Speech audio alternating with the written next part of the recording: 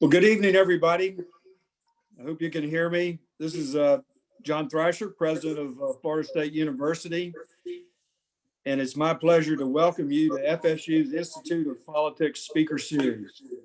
It's truly a great honor to have Senator Joe Manchin and my good friend, former Senator Mel Martinez, join us for this important conversation about the future of American politics.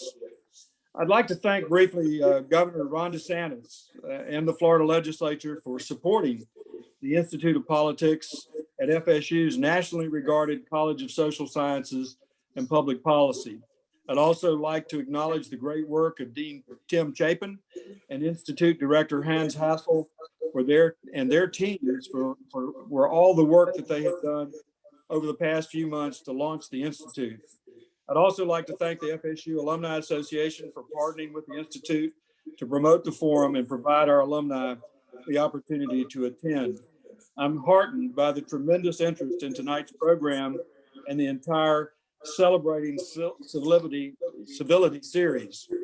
It reaffirms something that I've always known, that most Americans want civility in their political process, and they're more interested in solving problems that face our states and nations than in partisan bickering. Sadly, recent events have shown us that we have a lot of work to do to heal the wounds that this partisan divide has inflicted on our country.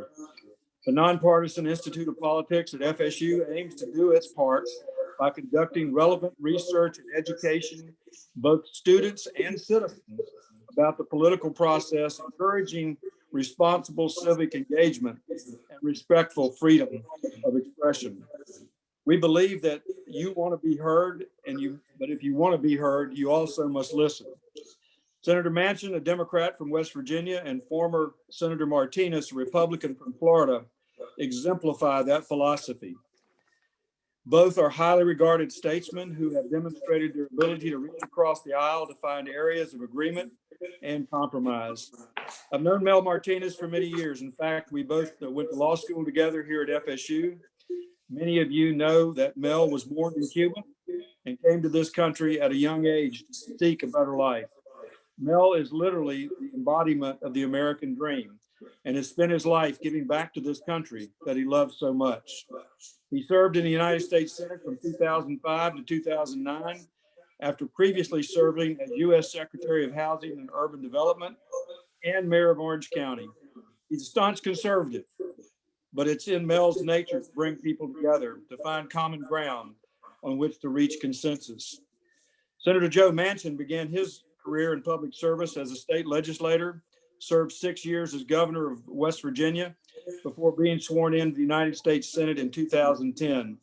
Throughout his life in public service, he's always put common sense solutions before politics or ideology. If there's anyone who has come to represent a commitment to bipartisanship in Congress, it's Joe Manchin. We're fortunate to have Mel Martinez and Joe Manchin with us today. Guiding the discussion is my dear friend and good friend, Al Cardenas, a lawyer, a lobbyist, who's been active in state and national politics throughout his career. I know we're all looking forward to a lively discussion, so I'm going to turn it over to you, Al, to get the conversation started. Hey, thank you, President Thrasher. This is, as you say, a great opportunity for the speaker series at the Institute of Politics at FSU. Obviously, the goal is for this institute to be the best it can be, an intellectual leader in the world of political science and politics. We hope to instill the intellectual heft in our students and those who participate in this in ways that they will decide, hopefully, to join public service in one way or another, in a spirit of doing good for their country and for those people that they will be serving. And so there's no better way to do this than to listen to two leaders who personify that spirit. And so thank you, Senators Manchin and Senator Martinez. Senator Manchin, let me start if I can. We're still riveting from that January 6th event that have left a lot of people in this country concerned for the values of our democracy here in the States, the way that we conduct ourselves and just want to get your view of the best way forward for Congress to help ensure stability and that we don't see other events like that in the future. Well, Al, first of all, thank you for having me, and thanks, President John at Florida State University. I have two people very dear to me who did an awful lot for the university, and that was Bobby Bowden. Coach Bobby Bowden was my quarterback coach at WVU in 1966. Oh, Believe wow. me. And then you had Jimbo Fisher, native West Virginia from Clarksburg, about 10 miles up the road. So President Thrasher, they just can't speak highly enough about the institution that you have at Florida State University. And I was always so proud that when WVU wasn't playing, I was always rooting for Florida State University. That's great. With that, Al has a good question into what do we do? Al, I think like most Americans, January 6th changed me. It moved me. And it made me understand how in the world did we get in this position. I never thought in my wildest dreams that we would ever see our own form of government and our own country being attacked by our own people. How do we get so far apart? How do we let this happen? And so what do you do now? You've got to change it. And you can only change it by continue to add that olive branch. The olive branch, and here's what I would do. I've tried to pass legislation that said it would be an ethical violation for any sitting senator to campaign against another sitting colleague, Democrat or Republican. If you can't stop people from attacking each other, and I said, where I come from, you can't go to work in the morning and a person's trying to get you fired every minute you're working with them. And then they can even come to your state and campaign against you. They're giving money to, no matter if Donald Duck is running against you and you're a D and an R because it's so tribal mail anymore, that doesn't matter what happens. And then on Monday, we're supposed to work together on an amendment. It just doesn't work. That's the first thing you can do to stop it. That we cannot campaign, we can't give money. We should not get involved in another sitting colleague's race, any way, shape, or form. If the people want to make a change in your state, that's fine. I will work with anyone you send, but I'm not going to try to interfere with that. So that's been my mode of operandum since I've been there, Al. So I'm able to work across the aisle very easily. I've got 99 friends in that Senate, and I really look at all of them. No matter how far left or right you think they are, they're still human beings. And you got to get to know them and spend a little bit of time. Don't write them off because they vote differently or think differently or speak differently. They're good people. They wouldn't be here if they weren't. And I just got to pull that out of them. So I work on that continuously. And I believe that now more than ever, we have to operate in what we call the procedures have to work. We have to go through normal procedures. We're going to come off of this week here and we'll have a bill. I'm sure it'll pass. Some form of that bill will pass, the COVID relief bill. It's the first major bill that our new President Biden has. And Democrats want to help him. A lot of Republicans want to help him. They want to see him succeed after this toxic atmosphere that we've had and after January the 6th. But I can tell you, we're going to go into a major piece of legislation, which is going to be infrastructure. That's the bill that's the same thing that basically that Barack Obama should have done in 2009. It's the same thing that Donald Trump should have done in 2017. And it's the same thing that we should have started out with, but because of the COVID bill, it jumped out because of COVID we're into right now, jumped ahead of it. That bill basically should bring us together if we do it in an open process, which is through the committees, working through a bipartisan committee amendment process, getting to the floor and getting a good piece of legislation. So that's what we're going to do to try to change things. I'm committed to bipartisanship. I will not get rid of the filibuster. I will not get rid of the Byrd rule. I sat in Robert C. Byrd's seat. So I said, how in the world would you ever think that I would think anything differently? I said, my goodness. And Robert Byrd, I'll leave you with this, Al. I asked Robert Byrd one time, I said, I was the governor and he was my senator. And I says, Senator, I said, tell me a little bit about the Senate. I don't know much about the Senate. He says, oh, Joe, it's the most unbelievable place in the world. He says, there's never been anything like it that the world's ever seen in history. And he says, I can explain it to you this way. He says, why do you think the state of Rhode Island has 2 senators and the state of California has too. Why would you think that, Joe? They're so much bigger. Why? He said, they didn't want the big boys beating up on the little boys. That's all. You weren't taking advantage. He says, and the filibuster, why do you think they had a talking filibuster from 1787 until 1917? Then we had a 67 vote threshold and 60. It's because the minority was supposed to have input in this process. That's what our founding fathers.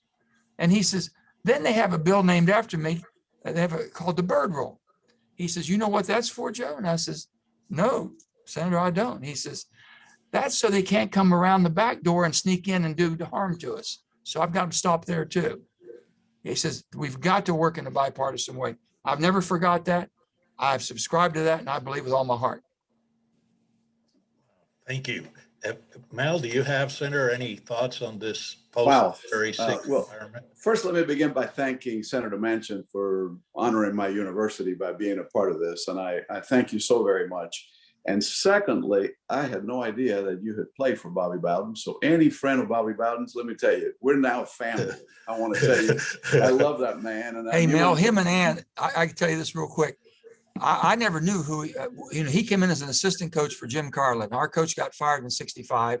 I was going in my sophomore year in 66, and I was playing quarterback or trying to and doing the best I could. I'll never forget, here come a red station wagon full about 5 or 6 kids in the back. And there was a pretty little wife in the front, Ann Bowden. And there was this young guy, and he jumped out and he said, he's my new coach. He talked so fast, we couldn't understand him. And I says, Coach, he called play in the huddle. And I said, Coach, I don't understand what you said. And he would say, hey, Mel, he would say, dance with who brung you, dance with who brung you, dance with.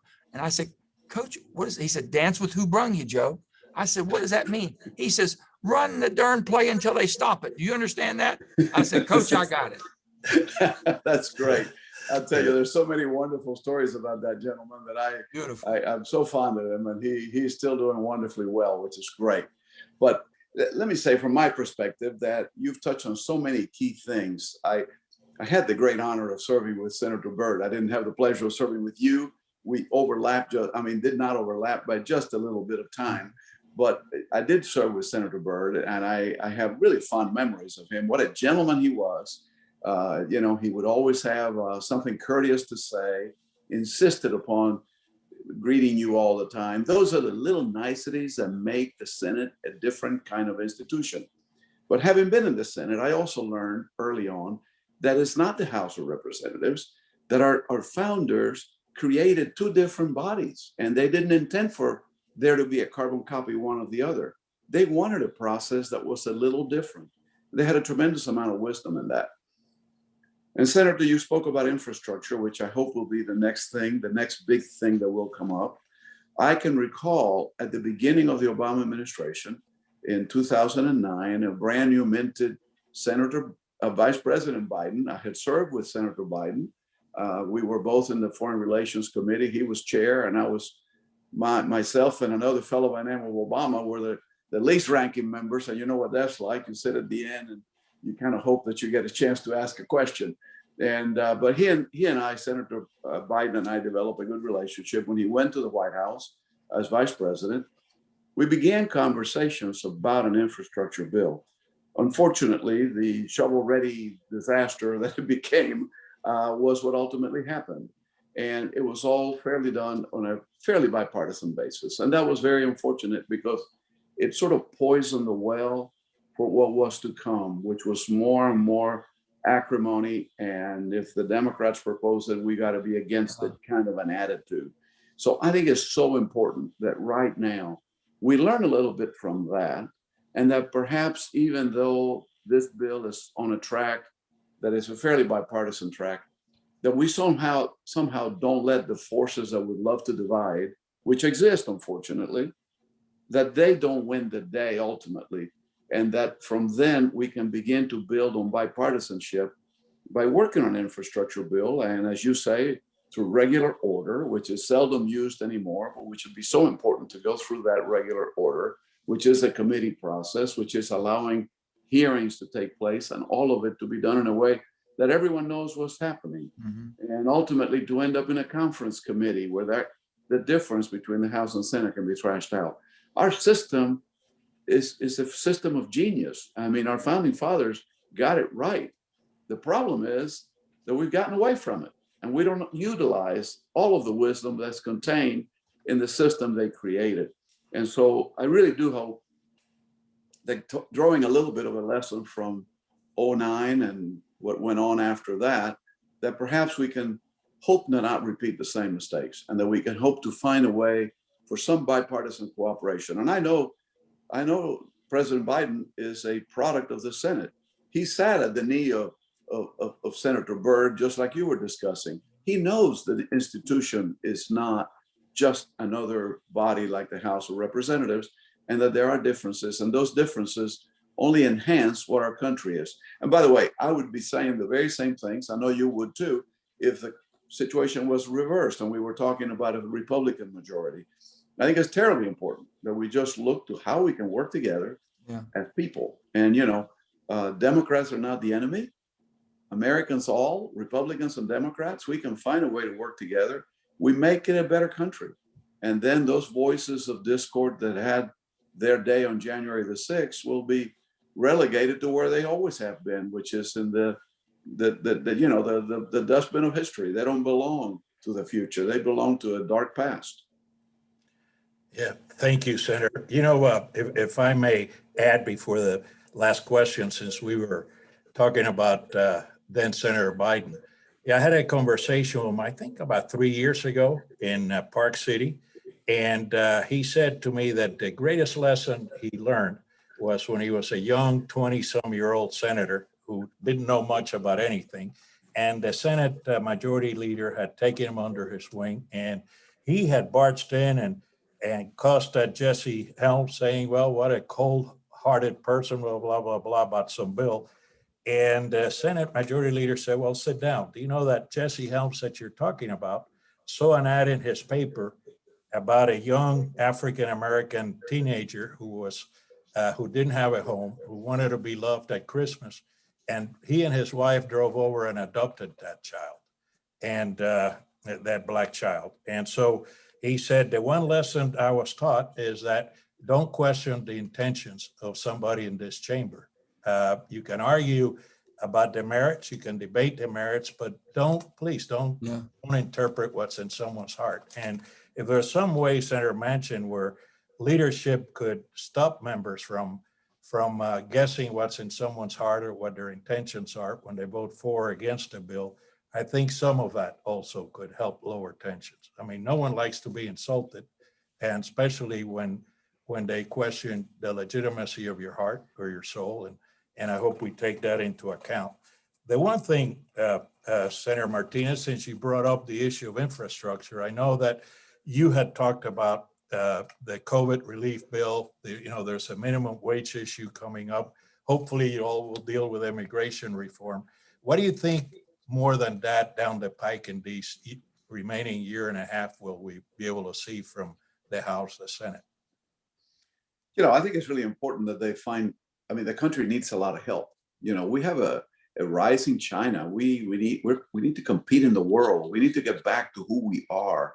And so I think we need to start thinking about our partisan corners and begin to be in a broader conversation about how we improve the country.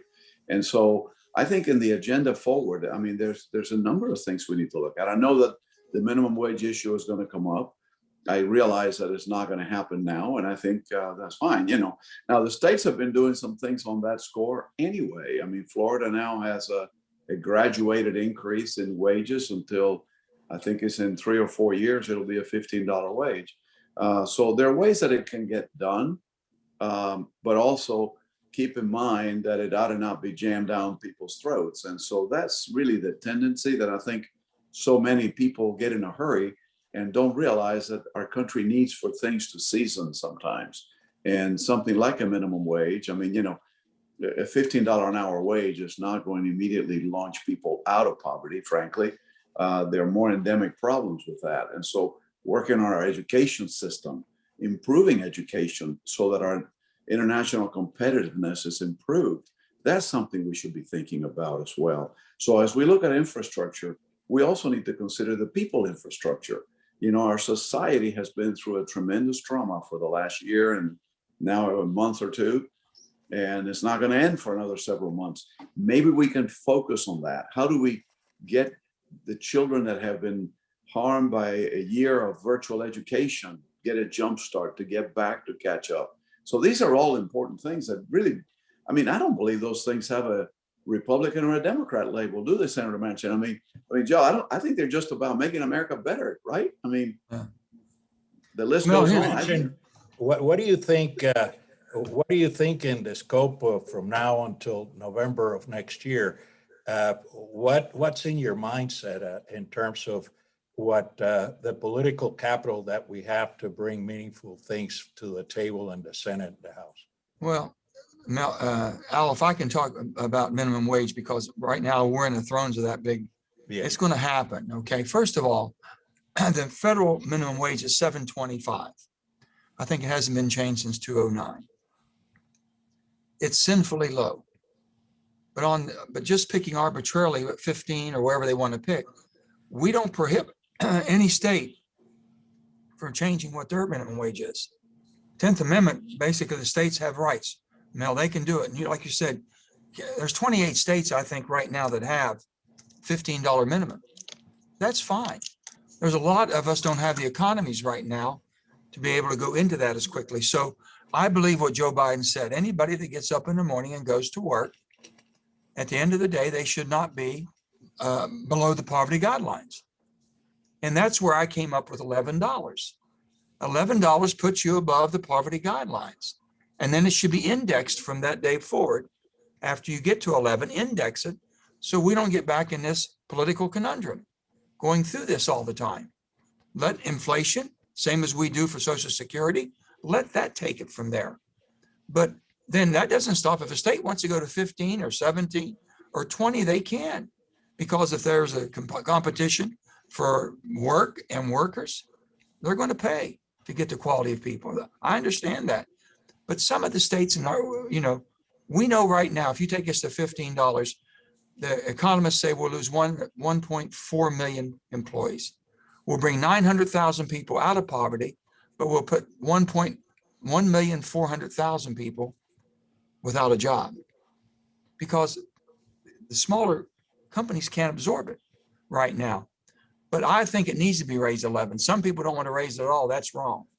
And from that standpoint, I don't want people to believe that, well, we're hardened on this and we don't want to change. It needs to change, but we need to have dialogue. It needs to go through a committee. It needs to go through a process. We need to bring all parties together and have a bipartisan agreement.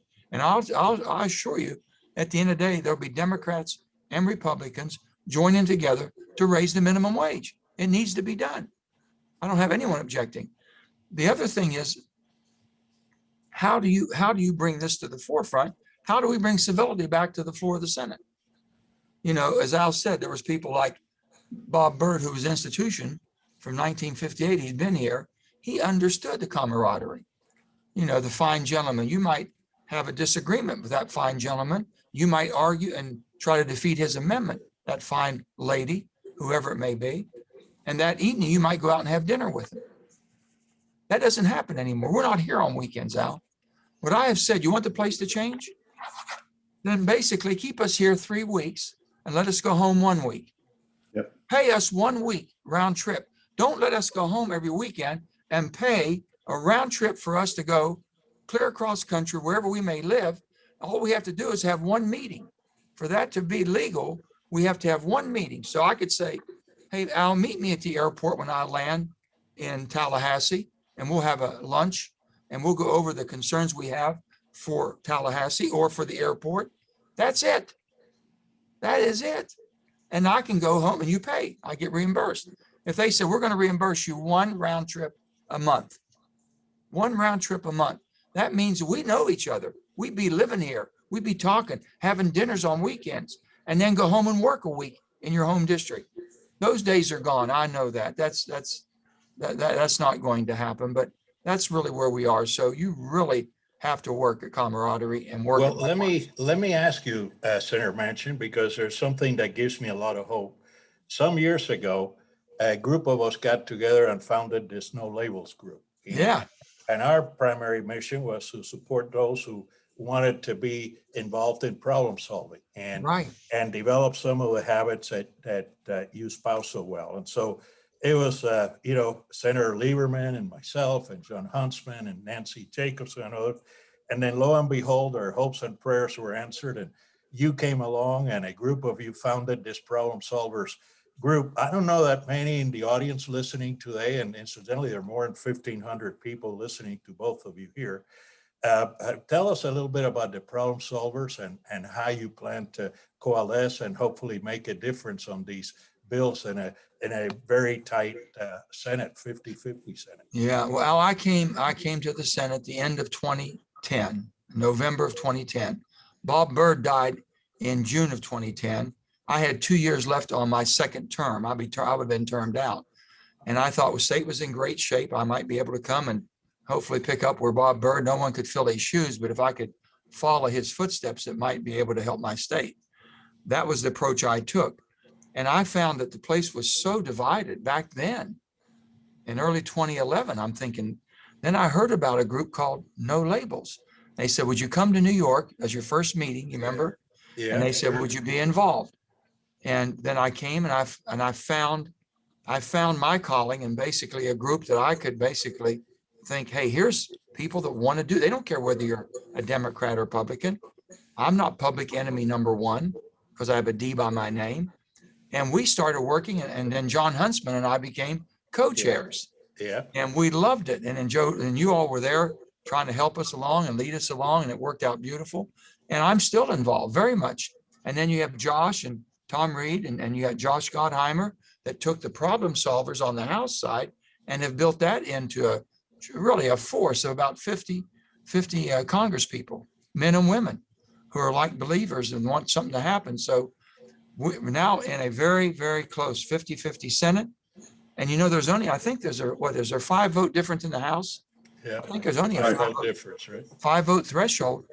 Trust me, you become very, very important very quickly. And if your head's not screwed on right, you can't figure out what in the world's going on. I said, they keep talking about power this and power that. Mel, you've heard this before. And all of us are about in the same vintage. I said, I've been around long enough, and I've watched people who have power that basically abused it. I watched people who sought power ruin themselves from trying to achieve it. And I've watched people who seized the moment and they had the ability to make a difference. And if I can follow in that footstep and say, listen, we're just not going to do it. You need my vote? My vote says this. Let's sit down and work this out. I'm not going to shove it down anybody's throat. Yeah, that's just so wonderful. And I want to pick up on something you said a minute ago about the issue of indexing the minimum wage. That would solve the problem. Yeah. And the issue would go away. It's a little bit like immigration reform. We're going to come back to immigration and probably this year because we're going to do it. And I think it's awesome because, look, I bled over this. I mean, I thought it was an important thing to do as an immigrant myself, the only one in the Senate at the time. And I just really thought it was an important thing to do to fix for the country. We started in 2006, by the way. We worked on it in 2007. It's still kicking around. The solutions are identical today to what they were back in 2006. Oh, we almost fixed it in 2013. Yeah. That was a gang of That's eight. Right. That's right. I know. And all of a sudden it's a toxic issue and you can't do it and all of that. But when you index the minimum wage, the issue goes away because then you did it, you fixed it, and now it'll go up according to whatever it should be. And it'll never be out of date like now as $7 an hour minimum wages, But the issue goes away. If you fix immigration, the immigration issue goes away, which is a great thing. But at the same time, there are people who are more interested in the politics of an issue than they are in solving it. And they exist in both parties, And it's really too bad because those hot button issues are what divide us, what creates all kinds of animosity in people. And they really, at the core, are not that difficult of an issue. I mean, they're solvable. I believe we're all immigrants, aren't we? I think that we all got here some way. and whatever time element your family and your generations before you. Mine came here in 1900, was my grandparents from Italy, came in 1900 and 1912, and my grandparents from Czechoslovakia came here in 1917. So I think that we're all here, and they came for one reason, to have a better life. And why can't we offer that today? Why Senator, can't we? do you think we were able to pass comprehensive immigration reform, or to get this done, do we have to break it up in pieces? I think Al is so big by trying to swallow it all at one time, but I still think it's doable. You know, it's a big, I can give it to you in a very brief thing, the way we did it in 2013.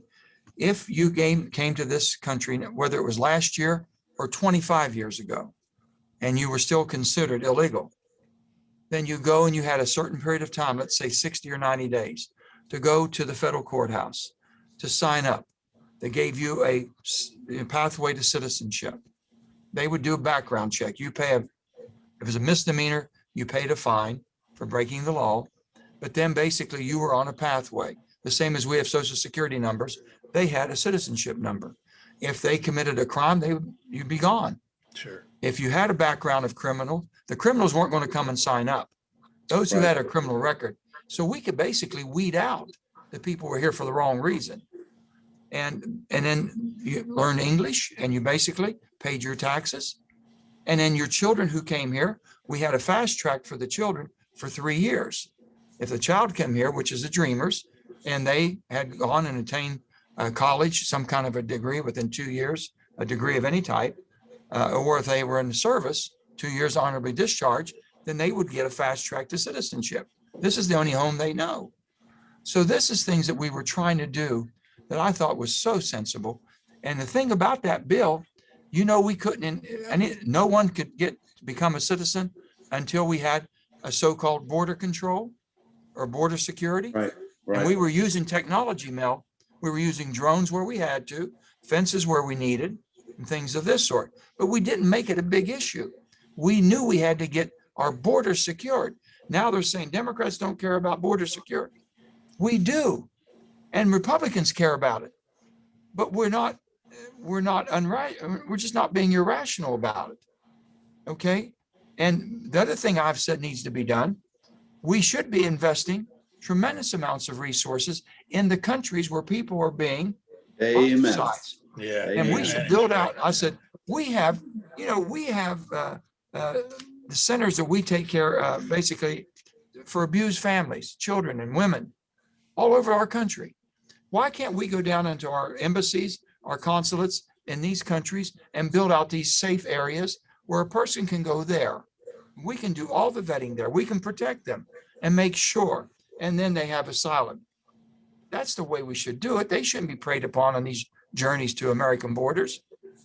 But we have to I hope you do it soon. You know, President Bush, George W. had told me when he was unable to pass immigration reform that he waited too long. And it takes significant political capital for a president to get something that ambitious to pass. And he said, I just waited too long and I spent my political capital in a big way by the time we got there, and it didn't happen. And I think, you know, after the Affordable Care Act, President Obama also spent a lot of political capital. And I don't know if he had enough energy to, when you guys came up, to get that passed. I'm hopeful that because this is all being talked about at the beginning of President Biden's term, that you'll have a little extra impetus to get it done. But it would be heartbreaking for me to see us fail a third time to get something sensible accomplished, regardless of how you do it, right? Well, we got to find out, and Mel, this is where all of you all can help too. We have got to find out one central issue that we can agree on, that we know it would be a slam dunk. You can't start out with one bill and then have it defeated and you'll never go any further. Let's find something, okay? And basically, the children is something that we all are very much, I think, compassionate about. And how do we bring those children into this lifestyle to where they can be into our country? We have so many people pushing back saying, well, a person comes here illegally, they get this, this, this, and this. We have so much work that needs to be done. I would love to have families in West Virginia that came for the reason of hard work and a better life. We need good workers. We need younger people. Our demographics are getting too old. There's places all over this country that would welcome with open arms people that could help us rebuild our economies and give them a life. Mel, let me ask you, and of course this applies to Senator Manchin too, but you've got issues that came up before you in the Senate, and you represent a constituency in Florida. Now, Florida's constituency is about as diverse as you can have, but what happens when you've got a bit of a challenge between what you think is in the best interest of your state and what's in the best interest of the nation? How do you weigh those? Sometimes challenging values in order to make up your mind. Well, I think that, for example, in Florida, it was trade, right? Right. And, I think that you ultimately have to represent your state, and hopefully representing your state is not inconsistent with what's good for the nation. I think it'd be a rare circumstance where something that was good for Florida ended up not being good for America. I would say that the challenge is trying to represent your constituency, but also being honest to who you are as a person. And, I think that political people today, obviously, Senator Manchin is not among them, but spend too much time looking at polls and then following the polls. I think sometimes we have to lead from the front, and you have to go forward and do what you can without always having a consideration of what the polls are showing and then trying to be ahead of the poll. I think honestly that on the issue of immigration, which can be so darn divisive, one of the concerns I have, Senator Manchin, is that as we look forward to the next several months, there could be a crisis at the border. We could be having people massing up because they misunderstand President Biden's goodwill and some of the things he said. We're not going to deport. We're not going to do. I think you have to be careful with the rhetoric because it could almost seem like an invitation. But I also want to endorse and echo what you said about helping Central America to better help their people. And that's only smart investment by us. Best investment we can make. Absolutely. In the long run, it just pays back dividends tenfold for what we may invest there. And we're not talking about substantial amount of money. We're not talking about rebuilding countries. We're talking about just providing the wherewithal where perhaps, and we're looking to change manufacturing resources from a lot of a dependence on China to places that are friendly, that are closer in transportation.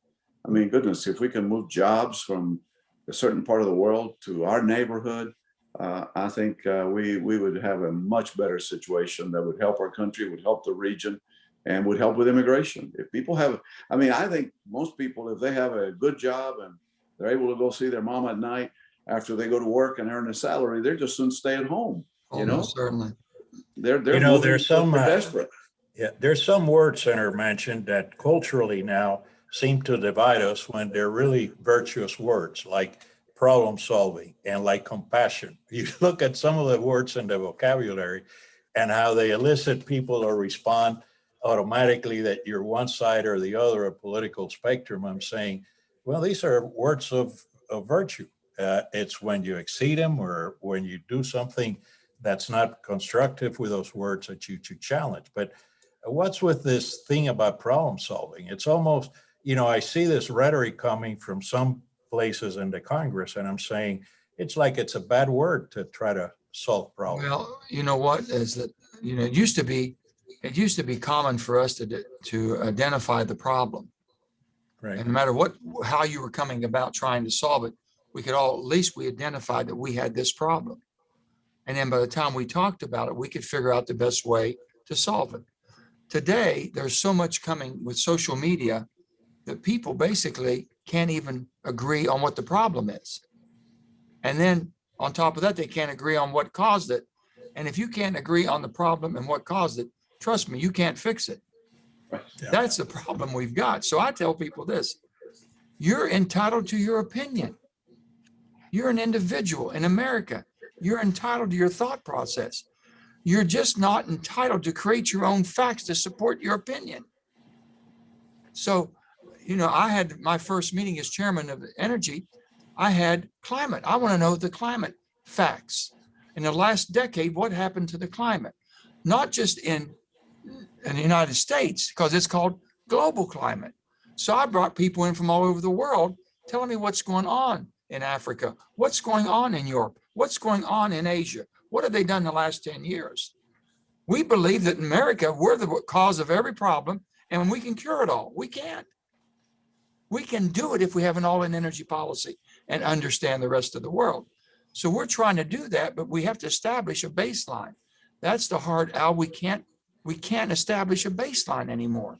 People say, oh, no, I don't believe that. Oh, no, I think this is a theory. And the conspiracy theories. Yeah. You know, people that believe that they could basically change the election on January 6th. And they believe that it was Mike Pence's responsibility to change it. And if he don't do it, we'll hang him.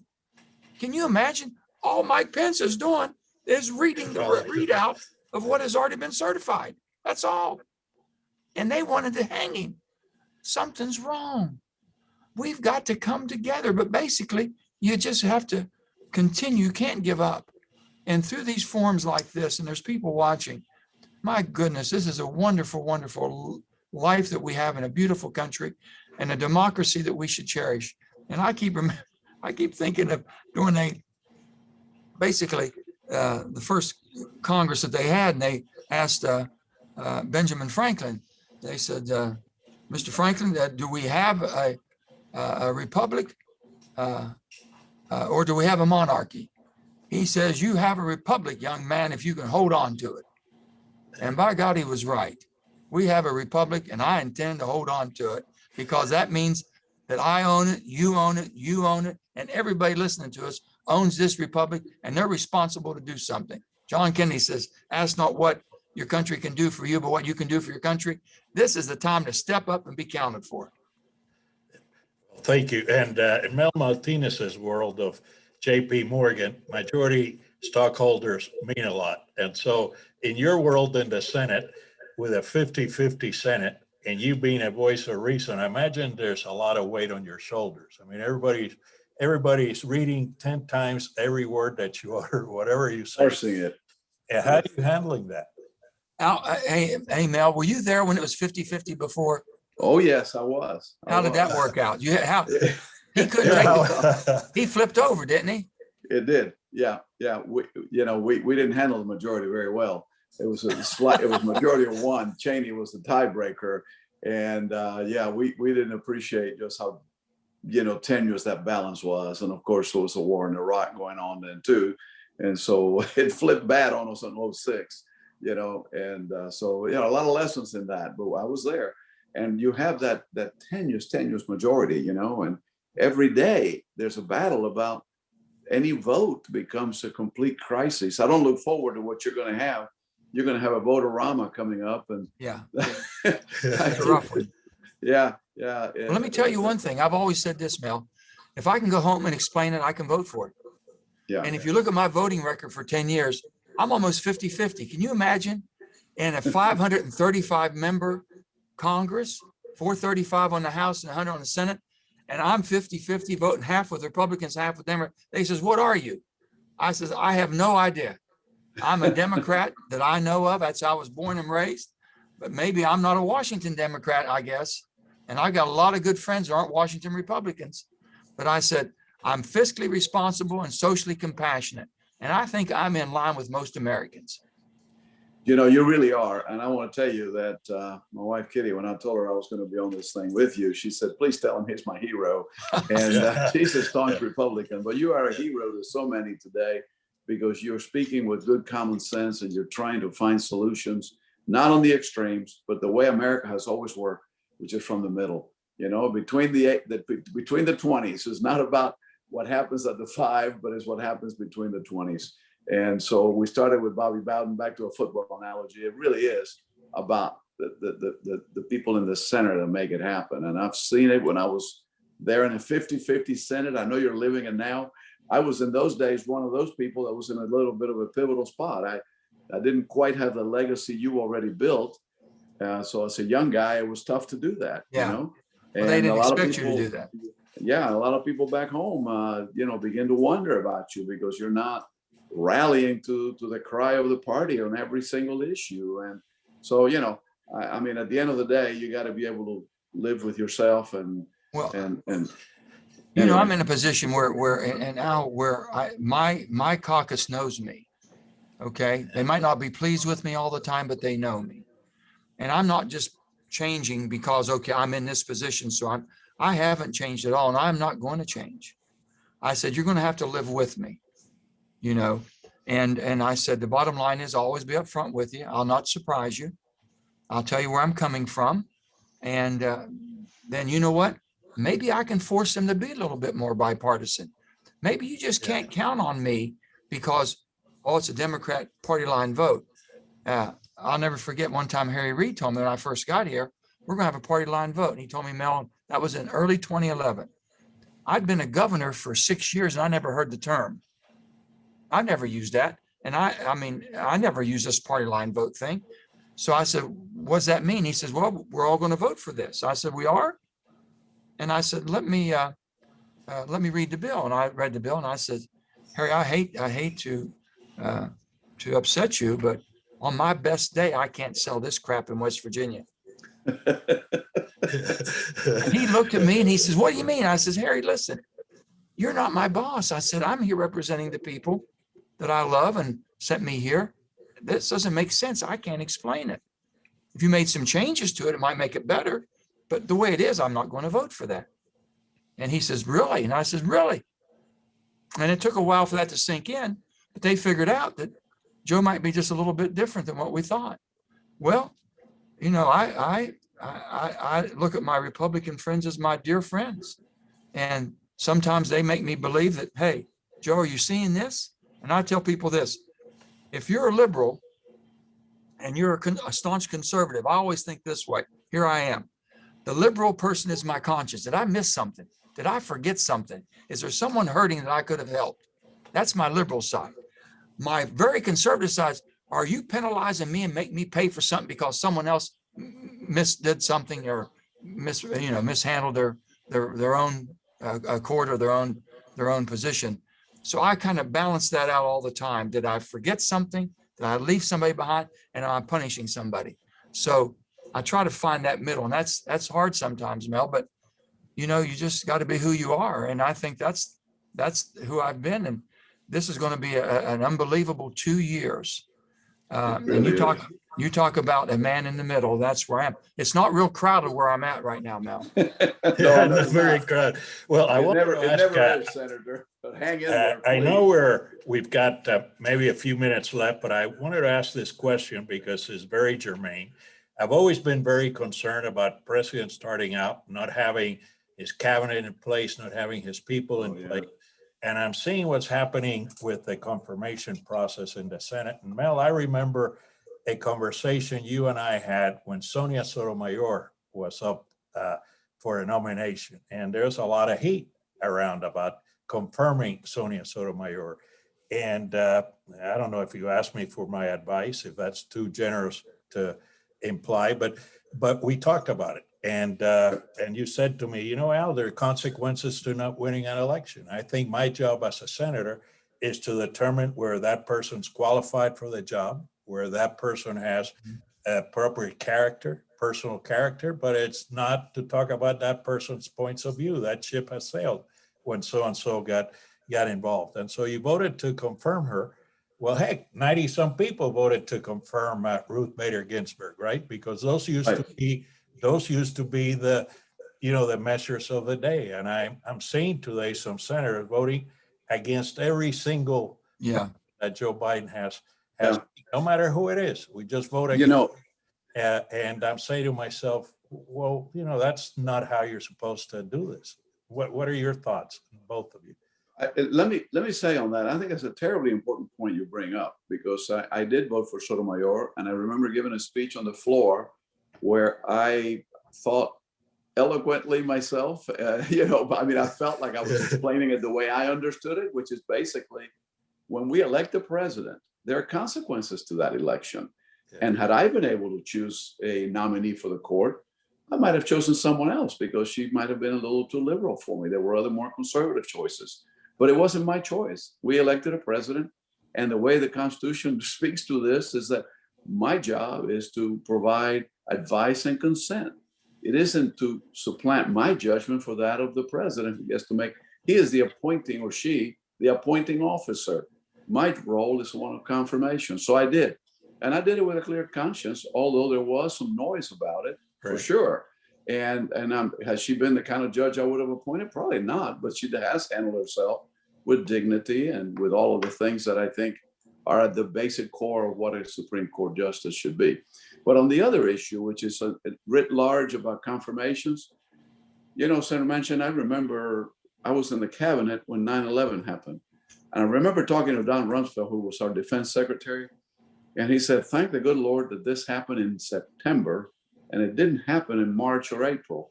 Because in March or April, while he was confirmed as Secretary of Defense, his people were not confirmed. He didn't have his team in place. By September, thankfully, he did.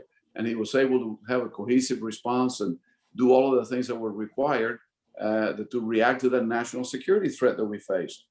And I remember discussing with President Obama in the Senate gym, where I'm sure you regularly keep yourself fit, while he was campaigning for president, and saying, one of the things that I think you need to really be careful is at that transition moment. We were still close enough to 9/11 where we thought in those terms, the threat to our country, and making sure, well, he actually held over Secretary Gates, which I think was brilliant of him to do, because number one, he's a great public servant, but also it allowed for continuity. So we are playing with fire when we fool around with the confirmation process. And it's not only about the confirmation of the cabinet official, but the people that come below them. When I was at HUD, I had any number of people that worked for me that allowed me to carry out my job, because otherwise it's impossible. A $30 billion budget now, of course, with inflation is like twice that. But anyway, and 10,000 employees with offices all over the country. How do you run something like that by yourself? You can't, is the answer. So you need your people there with you to help you do it. And the confirmation process really ought to be revised and streamlined so that it's back to what it used to be. Senator, one interesting anecdote, when I was confirmed for Secretary of Housing and Urban Development, it was 100-0. I had 100 votes. This is 2001. It's not like ancient history. I feel ancient sometimes, but it wasn't all that long ago when someone could get 100 votes, for a confirmation. That just doesn't happen anymore. Oh. It's incredible on something, frankly, fairly uncontroversial, like so many of the appointments that are coming up. Well, here, let me just tell you, Al, what I've seen that's happened right now. First of all, Joe Biden didn't have a normal transition because it was being contested, and then President Trump was contesting everything. It was just basically in turmoil, going through all the court proceedings. So we really didn't have a normal transition to where a lot of cabinet members get prepared and ready, so they're ready to go first day. That didn't happen this time. We're now getting up to speed, but I always felt this, and I've even said this before. When I was governor, I had to go before the state Senate to get my team confirmed. And I used to tell them this. I said, listen, these are will and pleasure. If this person has a good, clean background, no criminal background, nothing nefarious in their background, then let me put a team together. So I've always been very differential in any executive putting their team together. Just what Mel had said. I've been that way. And so I have voted. I was probably the Democrat. So many times it's been one Democrat voting for certain things, and it's been me. It's been me because I look at the person, they're qualified for it. They might not be the same political persuasion I am, but the president has the right to do that. Mel, I agree with that. So I've been in some pretty hot ones, as you know, the last couple. And then they talk about we're going to expand the court now. I said, where are you going to stop? You'll have more people in the Supreme Court than you have United States Senate. If you go on the way you all want to go on. I said, no, I believe that this court, no matter who you think, Republican or Democrat, when they put that robe on and they take that oath, and then the rule of law is who we are. That's the bedrock of our society. They'll do the right thing 9 out of 10 times, and they do. I believe in that very strongly. But this has gotten out of hand. The hot one right now, I voted against Neera Tanden, and I'm getting a lot of flack for that. I'm a Democrat. that said I would not support her. I can tell you this, January 6th changed me. If it hadn't been for January 6th, I probably might have said, okay, I'm going to vote for her. Be differential, I'll vote for her. But she's been involved in so many high political positions from the standpoint, working behind the scenes, but also out there defending and on social media. And in this day of so much division that we have in our country, I thought it would be very hard for OMB person to be in that position, because she's a good lady, I'm sure, and she's very bright, but you're putting her in a position to fail, because they'll be attacking her every day at an OMB very important position. So I made my decision based on that. And it's hard for people to understand that. They're saying, well, why is it now different than it was a year ago or 2 years ago when so-and-so said things and you voted for them? January 6th of 2021 is a complete different time for all of us. And we better realize it and recognize it, Al, and try to correct it now before it's too late. Yeah, lower intentions has to be one of our top goals, and hopefully this institute can help a bit, especially if it allows an audience to listen to you, Senator Manchin, and to you, Senator Martinez. I know, especially you, Senator Manchin, how busy you are, and you don't know how appreciative I am for the sake of everybody listening today and their learning experience to have you on. So, well, Al, you've been a voice of reason. Personally appreciative I am. You've been a voice of reason. I want you to know that. And I was attracted when you were at No Labels and got things started there. You and I have talked. You've been in my office before, and I always thought, here's a Republican that I think should be in the U.S. Senate that I could really work with. Well, I wish I would have worked. I wish I'd have been there when Mel was there. I didn't get a chance, but I can tell you there's still some good Republicans and good Democrats that really want to work together and should work together, and that they're letting the system keep them apart. Well, I'm at a stage of my life where I want to walk my dog along with Senator Martinez, walking his dog. But thank you, Senator Manchin. I think FSU and West Virginia were supposed to play in football this past year, and it canceled because of COVID. They were supposed to open the season, as I recall. Yes, they were. And they may be having another round when they, make up that game. And if they do, and if it's Tallahassee, I want to invite you down to Tallahassee. I will come. Yeah. I will come as your guest. Yeah, for sure. Maybe we can even get by and go visit Coach Bowden and all of that. So anyway, I can't thank you enough. You honor my university by your appearance today. Thank you. Thank you so much. Thank you. Al, thank you for being kind and being patient for us to work this out. Thank you so much, Senator. Appreciate you all. God bless. Thank you. Thank you. This is what's her